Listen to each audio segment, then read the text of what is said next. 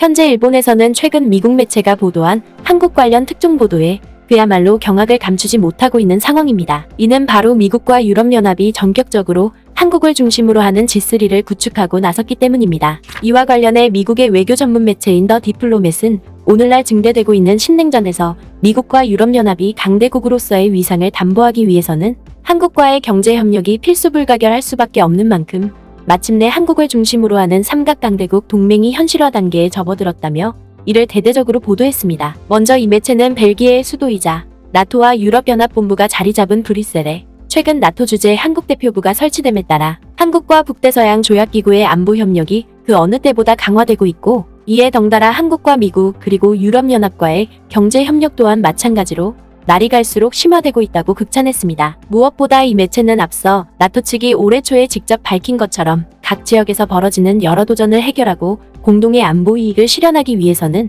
역의 파트너와 다각적인 협력이 절실한 만큼 한국과의 경제안보 협력은 나토 회원국들에게 있어서 그야말로 천우신조와 다름없다고 보도했습니다. 실제로 이 매체는 당장 유럽 각국에서는 러시아의 우크라이나 침공으로 인해 심각한 안보 불안에 시달리고 있고, 아시아 국가들 또한 마찬가지로 팽창을 거듭하고 있는 중국의 패권에 맞서 고군분투를 펼치고 있는 상황을 비춰봤을 때 한국과 나토의 협력은 유럽과 아시아의 민주주의 국가들에게 매우 든든한 존재로 각인될 것이라고 보도했습니다. 그도 그럴 것이 이 매체는 올해 벌어진 여러 이슈 때마다 유럽연합은 한국으로부터 상당한 도움을 받아왔다고 보도했습니다. 이는 러시아가 우크라이나 침공 과정에서 에너지 수출을 무기화함에 따라 그동안 석유 수입의 3분의 1과 LNG 수입의 절반 이상을 러시아에 의존해왔던 유럽연합이 심각한 에너지 위기에 놓이게 되는 절체절명의 순간이 벌어지자 기존의 중동으로부터 안정적인 에너지 공급망을 구축해왔던 한국이 이를 방관하지 않고 미리 확보해놓았던 여분의 LNG를 유럽연합에 지원함으로써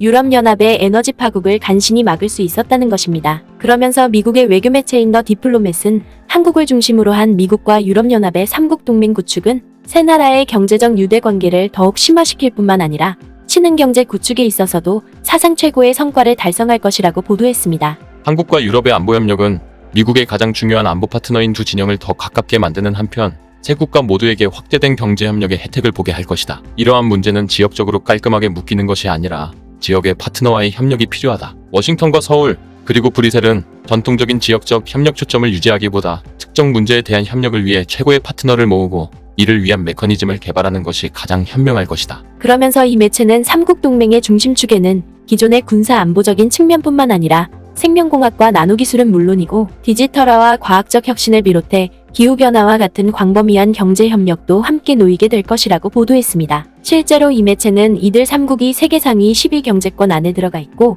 기술적으로도 세계 리더로서의 면모를 확실히 과시하고 있을 뿐더러 삼국 동맹의 핵심 주체인 한국은 미국과 유럽연합을 상대로 자유무역협정을 맺은 최초의 경제 강대국인 만큼 차세대 기술 협력에 있어서 그 어떤 강대국들보다 최상의 조건을 갖추고 있다고 치켜세웠습니다. 또한 이 매체는 한국을 중심으로 한 미국과 유럽연합의 삼국 동맹 구축은 중국과의 패권 경쟁에서도 압도적인 우위를 보일 것이라며 매우 큰 기대감을 나타냈습니다. 최신 기술이 다른 나라로 거침없이 흘러가던 세계화 시대는 이제 끝났다. 미국은 트럼프 행정부 때부터 첨단 기술의 중국 진출을 제한하려 했다. 그리고 바이든 행정부 역시도 중국에 대한 반도체 및 관련 장비 수출을 규제하고 이를 강화하기 위해 지속적인 노력을 펼쳤으며 여기서 한 발 더 나아가서 인공지능을 기반으로 한 알고리즘과 생명공학 기술에 대해서도 수출 규제를 저울질하고 있다. 유럽연합도 중국보다 기술 우위를 유지해야 한다는 시각으로 나아가고 있다. 전 세계 반도체의 75% 이상이 아시아에서 생산되고 있는 가운데 미국은 칩4 이니셔티브를 통해 이 지역의 파트너들과 관계를 돈독히 하고 특히 한국에 대한 지원을 모색해왔다. 그러나 반도체 장비의 중요한 파트너인 EU를 포함하지 않는 반도체 이니셔티브는 기껏해야 차선책일 뿐이다. 미국과 한국 EU가 함께하는 3자 협력은 세 곳의 중요한 핵심 업체를 결집시켜 칩4의 공백을 메울 것이다. 반도체가 삼국 협력에 있어서 최초 초점이 되어야 하지만 세계 3대 기술경제 강대국으로서 강화된 협의는 최신 기술과 디지털 무역에 대한 접근 방식의 차이를 완화하는 것에도 큰 도움이 될 수 있다. 이는 달리 말해서 중국을 견제하려는 미국의 반도체 동맹 구상에 있어서 가장 핵심이 되는 주체는 한국과 유럽연합일 뿐 일본과 대만은 그저 부차적인 요소에 지나지 않는다는 것입니다. 또한 한국이 중심이 되는 삼각동맹이 본궤도에 오르는 즉시 반도체뿐만 아니라 다른 최신 기술 분야에서도 다각적인 동맹 구축이 실현되는 만큼 이를 따라가지 못하는 일본은 미국과 유럽연합의 동맹 노선에서 언제든 퇴출될 수밖에 없다는 것입니다. 실제로 이 매체는 미국과 유럽연합이 종종 데이터 프라이버시에 대해 신중한 입장을 취하고 있는 사이에 이미 한국은 다른 국가들보다 재빨리 메타버스와 인앱 결제에 대한 새로운 표준을 추진하고 있는 사실을 놓고 보더라도 이 같은 상황을 여실히 확인할 수 있다고 보도했습니다. 또한 이 매체는 미국과 유럽연합이 한국을 중심으로 하는 삼각동맹을 공고히 하기 위해 이제껏 본 적 없는 특단의 조치까지 마련하려는 조짐을 보이고 있다고 보도했습니다. 미국과 유럽연합은 한국을 포함하는 미유 무역기술위원회를 확대함으로써 삼국 협력을 더 촉진할 것이다. 사실 TTC는 처음에 무역과 기술 및 혁신에 대한 민주적이고 시장지향적인 접근 방식이 국가 주도 자본주의가 성장하는 세계에서 여전히 잘 작동되고 있음을 증명하기 위해 보완되었다. 여기에 한국을 포함하면 그 과정이 더 향상될 것이다. 뿐만 아니라 이 매체는 기후위기 대응 과정에서도 한국과의 협력이 필수적이라고 보도했습니다. 이는 미국 정부가 2030년까지 탄소 배출량을 2005년 기준의 절반까지 감축하겠다는 목표를 세웠고, 여기에 덩달아 유럽연합 또한 마찬가지로 1990년 배출량 수준에서 55%를 감축하겠다고 목표한 만큼 이를 현실화하려면 한국이 가지고 있는 기술이 절실할 수밖에 없다는 것입니다. 실제로 미국 외교 매체인 더 디플로맷은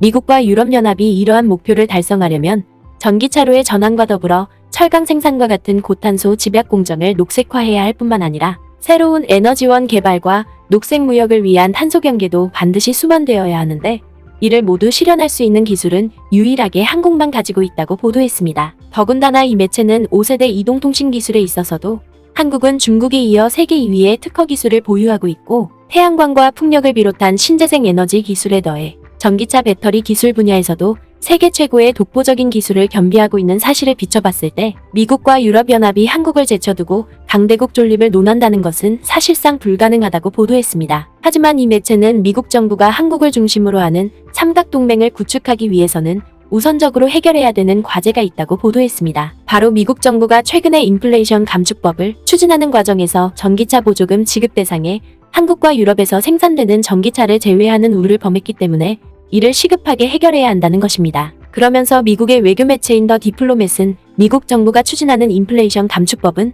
비록 미국에서 생산기지를 구축한 한국의 신재생 에너지 기업에게 엄청난 보조금 혜택이 주어진다면서도 전기차 분야에서 최선두를 달리고 있는 한국차는 상대적으로 막대한 피해를 입는 만큼 한국과 똑같은 입장에 놓인 유럽연합이 이 문제를 해결하기 위해 미국 정부와 다각적인 논의를 진행하고 있다고 보도했습니다. 이는 인플레이션 감축법으로 인해 한국과의 삼국동맹 구축이 훼손된다면 궁극적으로 큰 피해를 입게 되는 것은 다름 아닌 미국과 서방 진영이라는 것입니다. 인플레이션 감축법에 대한 한국과 유럽연합의 좌절이 잘 보여주듯이 그것은 대단히 비효율적일 뿐더러 최악의 자멸적인 행위가 될 것이다. 러시아의 역할은 말할 것도 없고 미국과 중국의 극한 경쟁으로 인해 G20의 중요성이 급격하게 줄어들 가능성이 높은 상황에서 세계 3대 경제대국이자 핵심 기술 파트너인 미국과 유럽연합, 그리고 한국을 연결하는 강력한 플랫폼이 아직까지 없다는 점이다. 때문에 기후변화와 같은 문제는 다른 파트너들과 더 광범위하게 협력해야 하지만 기술을 비롯해 에너지와 기후변화에 대한 삼국 협력을 촉진하는 것은 중요한 기술 협력의 격차를 메우고 새로운 문제를 조정하고 개선할 뿐만 아니라 경제적 이익을 제공하는 데 큰 도움이 될 것이다. 이는 달리 말해서 이미 효용 가치를 상실한 주요 7개국과 G20을 대체할 만한 국제기구는 한국을 중심으로 한 삼각동맹밖에 없다는 것입니다. 결국 미국 매체의 이러한 보도는 한 국가를 강대국으로 발돋움시킬 수 있는 것은 오로지 치열한 기술 혁신밖에 없다는 것과, 그리고 한국이 이를 구체적으로 구현해내고 있음을 매우 사실감 있게 보여주고 있는 것입니다.